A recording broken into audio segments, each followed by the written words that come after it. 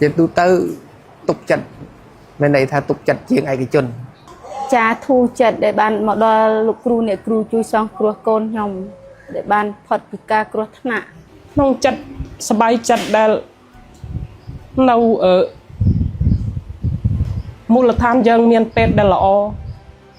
មានសេវាកម្មទទួលយើងដែលល្អដែលទាំងដែលយើងខ្វះខាតយើងមានបានហានិភ័យគាត់អត់រើសអើងយើងទេគាត់ទទួលយើង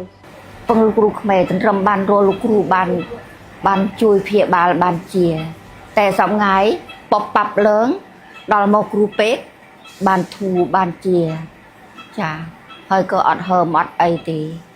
ចាហើយក៏មិនរលួយរលិចសាច់ដូចយើងពីដើម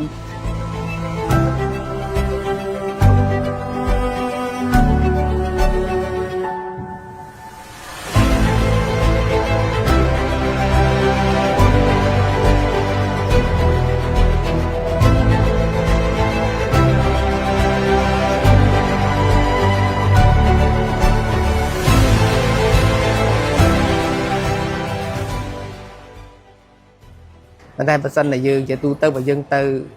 ឯកជនទី1យើងអស់ថវិកាច្រើនអាហ្នឹងណាអញ្ចឹងបើយើងមកពេលរដ្ឋយើងបានបសសទៅបសសអញ្ចឹងហើយសេវាកម្មតទៅទៅនឹងសេវាកម្មក៏អត់ចាញ់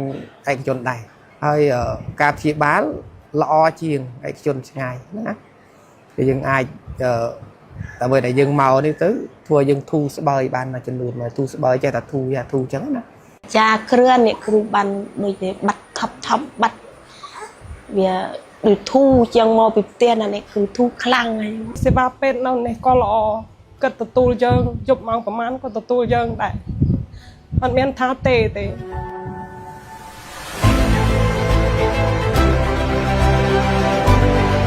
ខ្ញុំជ្រើសរើសសេវានៅនេះ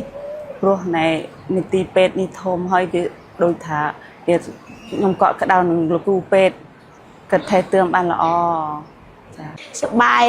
អនេះណានេះគ្រូបានដល់កូនធូខ្ញុំអរគុណលោកដៃលោកអរគុណលោកគ្រូអ្នកគ្រូខ្លាំងអញ្ចឹង